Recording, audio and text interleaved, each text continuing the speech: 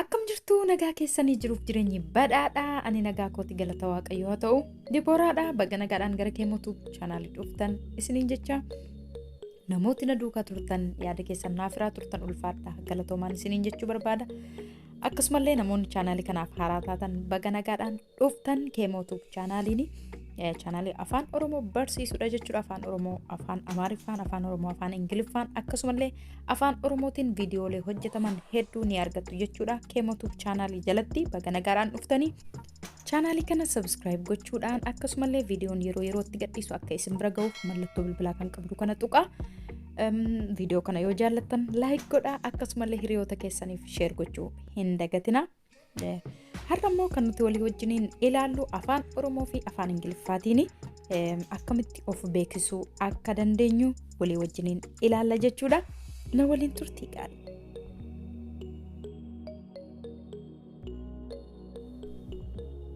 Of beeksisuu, of barsiisuu, self introduction. Of beeksisuu, of barsiisuu, self introduction.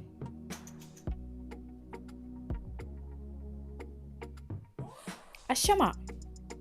Hello. Ashama. Hello. Akkam jirta? How are you? Akkam jirta? How are you?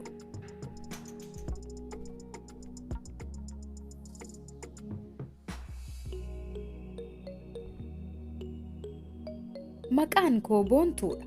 My name is Boontu. Maqaan koo Boontuudha. My name is Boontu. Maqaan koo Boontuudha. My name is Boontu.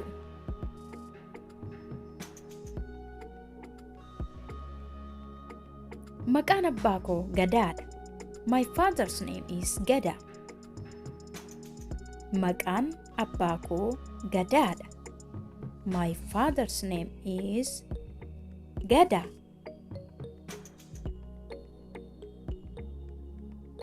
Maqaan abbaa koo Gadaadha. My father's name is Gada.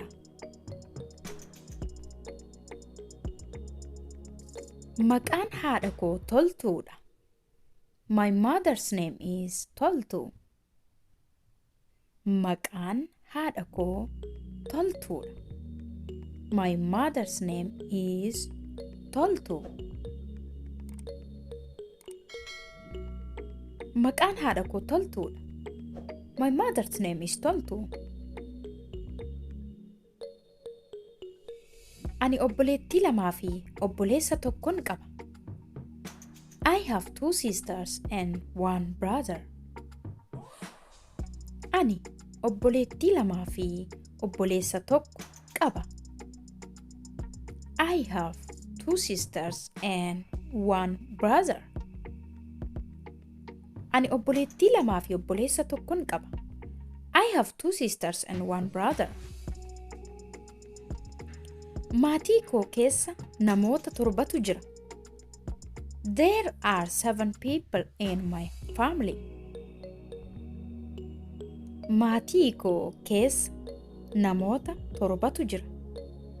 There are 7 people in my family. Maatii koo keessa namoota 7tu jira. There are 7 people in my family. Umuriin koo 25dha. Waggaan koo 25dha. I am 25 years old. Umuriin koo 25dha. Waggaan koo 25dha. I am 25 years old.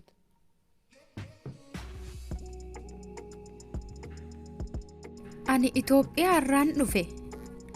I came from Ethiopia. Ani Itoophiyaa irraan dhufe. I came from Ethiopia.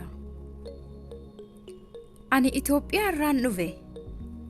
I came from Ethiopia. Guyyaan dhaloota koo eebila keessadha. My birthday is in April. Guyyaan dhaloota koo eebila keessadha. My birthday is in April. Guyyaan dhaloota koo eebila keessadha. My birthday is in April. Ani Itoophiyaattan dhaladhe. I was born in Ethiopia. Ani Itoophiyaattan dhaladhe. I was born in Ethiopia. Ani Itoophiyaattan dhaladhe. I was born in Ethiopia.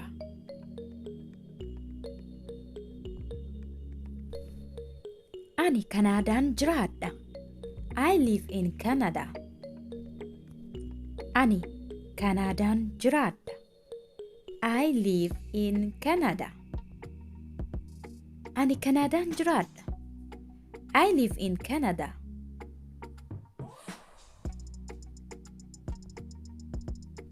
Ani waggaa 3 duran as dhufe. I came here 3 years ago. Ani waggaa 3 duran as dhufe. I came here 3 years ago. Ani waggaa 3 duran as dhufe. I came here 3 years ago. Ani ijoollee 2 qaba. I have 2 kids. Ani ijoollee 2 qaba. I have 2 kids. Ani ijoollee 2 qaba. I have 2 kids.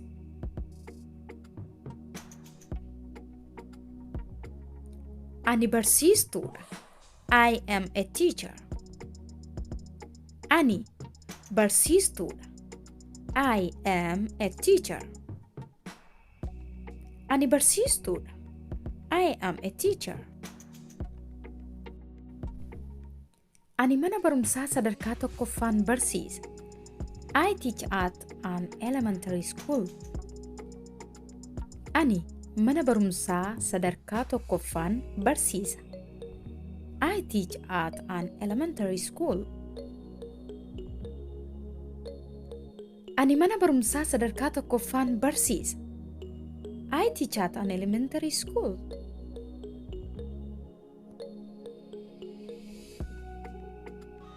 Ani barsiisuu nan jaalladha. I love teaching. Ani barsiisuu nan jaalladha. I love teaching.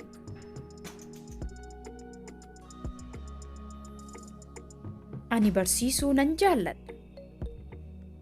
I love teaching.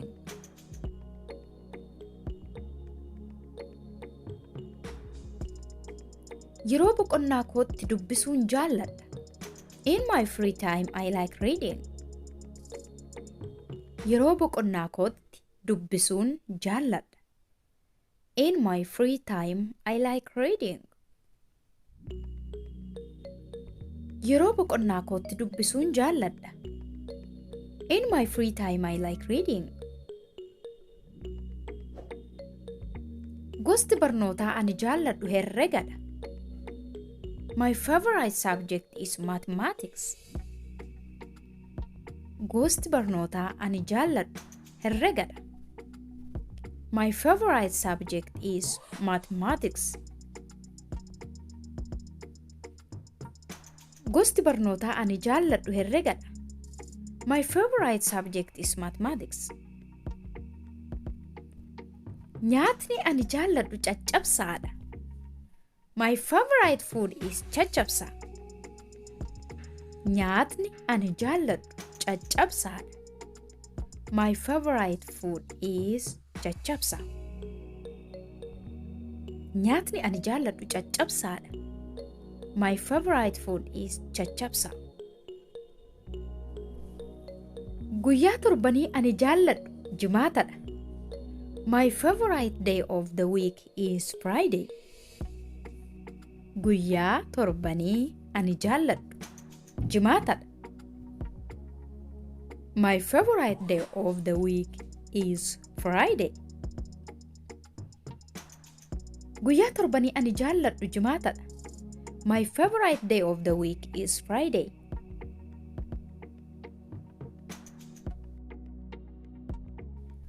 Barnoonni kiyyaa har'aa kana fakkaata ture akka isin fayyade abdii guddaan qaba. Viidiyoo kana yoo jaallattan like godhaa akkasumallee hiriyoota keessaniif share gochuu hin dagatinaa. Akkasuma yaada yoo qabaattan koomentii irratti barreessuu hin dagatinaa. Yeroo itti aanu barnoota kabiraan haga walitti deebinutti nagaatti tura.